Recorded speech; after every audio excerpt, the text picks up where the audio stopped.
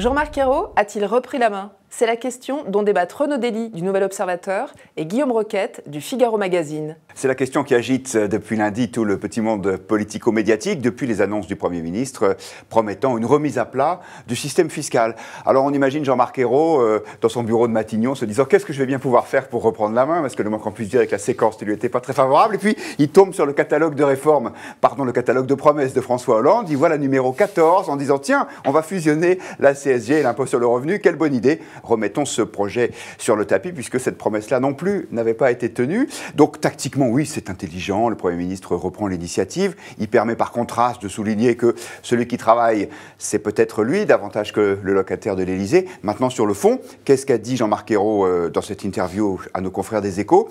La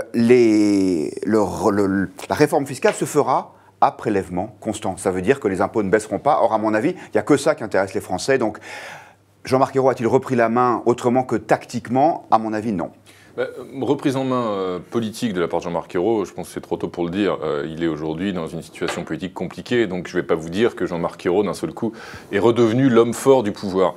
Moi, je trouve qu'il y a une forme de remise en ordre. Là aussi, vous me direz, c'était pas inutile. Il y avait un certain désordre qui régnait au sommet de l'État ces dernières semaines. Il y a une forme de remise en ordre, pourquoi? Parce qu'on a vu le président de la République sur une séquence internationale en Israël, plutôt réussie, qui a été plutôt adroit, qui a tenu la position ferme de la France aussi vis-à-vis de l'Iran. Cette fermeté qui a été soulignée et même applaudie jusqu'aux États-Unis, justement, comme étant un gage de sécurité diplomatique. Et puis, on a le Premier ministre qui se retrouve davantage au front, en première ligne, sur les questions intérieures, et en l'occurrence, cette réforme fiscale. Donc, il y a une forme de remise en ordre. C'est plutôt assez sain que le Premier ministre réexiste sur la scène politique et qu'il s'empare d'un sujet tel que celui-ci, tel que la réforme fiscale. Vous le disiez, c'est effectivement une promesse du candidat Hollande. Il n'est que temps que celle-ci soit vraiment mise en œuvre, soit une vraie remise à plat des fiscalités. Tout le monde convient que le niveau de la fiscalité aujourd'hui en France est très élevé, certes, mais surtout qu'il y a un maquis absolument illisible et qui a besoin d'une simplification et de davantage de justice. Je trouve que c'est plutôt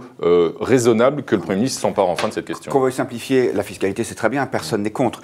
Simplement, d'abord, il y a un doute sur la réalité de cette volonté de réforme. Le Premier ministre a dit ça va prendre 2 ans.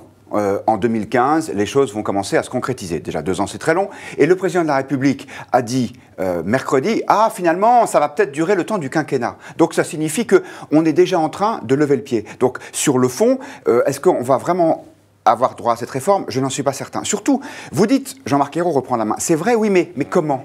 Il reprend l'initiative en temporisant. Quel est le point qui a précipité sur les routes et dans les villes bretonnes le mouvement des bonnets rouges? C'est l'écotaxe. Qu'est-ce qu'a dit le Premier ministre sur l'écotaxe? Il a dit, nous allons réunir une commission d'enquête parlementaire qui va faire des consultations. Après ça, j'imagine qu'on réunira un comité d'experts pour rédiger un livre blanc et ensuite un énième rapport.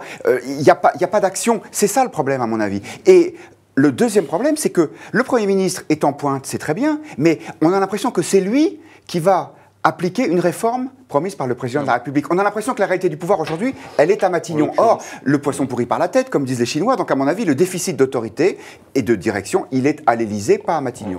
En l'occurrence, Guillaume, je reconnaissais au début qu'il y avait eu un certain désordre au sommet du pouvoir, c'est le moins qu'on puisse dire. Pour le coup, vous êtes un petit peu de mauvaise foi sur cette annonce-là, sur cette réforme-là. Il y a une parfaite coordination entre l'Élysée et Matignon. Pour une fois que ça arrive, on peut s'en féliciter. Des deux côtés, on a eu exactement la même annonce. La temporalité, en gros, fin 2015, c'est déjà presque la fin du quinquennat. Donc on est à 2 ans près, quand même. Non, à 1 an et demi près. On sait en plus très bien que les 8 derniers mois sont consacrés intégralement à la campagne électorale, à la campagne présidentielle. Donc c'est assez... Il y a vraiment, pour le coup, une forme d'harmonie et de cohésion. Je crois, paradoxalement, que l'impopularité dans laquelle est aujourd'hui le pouvoir l'autorise à faire des réformes, lui permet de faire des réformes. Souvent, c'est la popularité des gouvernants en place, l'espoir d'une réélection éventuelle qui les freine, qui les immobilise. François Fillon a d'ailleurs fait en filigrane ce procès-là à Nicolas Sarkozy en disant qu'il n'est pas allé assez loin dans un certain nombre de réformes parce qu'il songeait à la campagne de 2012.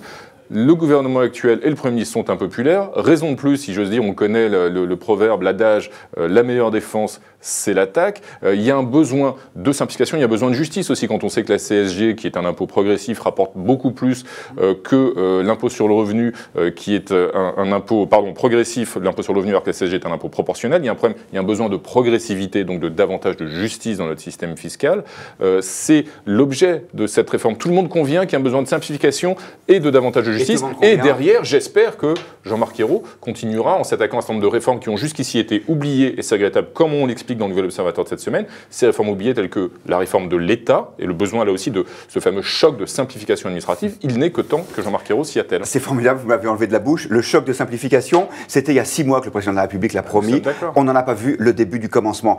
À chaque fois, le Premier ministre et le président de la République nous disent « Vous allez voir, ça va aller mieux, on va mettre en forme, on va mettre en place des réformes qui porteront leurs fruits dans 1 an, dans 2 ans, dans 3 ans. » À mon avis, il n'y a pas de réponse juste, parce que la réponse juste, c'est une réponse de court terme, c'est une réponse immédiate, c'est celle-là que les Français attendent. Gardez confiance, Guillaume, vous l'avez vu mardi soir, tout est toujours possible, même quand on n'y croit plus. Voilà, un sursaut, même en fin de quinquennat, est possible. Et peut-être qu'enfin, ces réformes urgentes et indispensables, le gouvernement va s'y atteler dans l'ordre, dans l'harmonie, et puis avec cette thèse, cette méthode qu'est la concertation, la consultation des partenaires sociaux, quels qu'ils soient, les syndicats, le patronat, on est tous conscients que c'est la bonne méthode pour essayer d'avancer dans les discussions et dans le dialogue. On en reparlera. Dans une démocratie saine.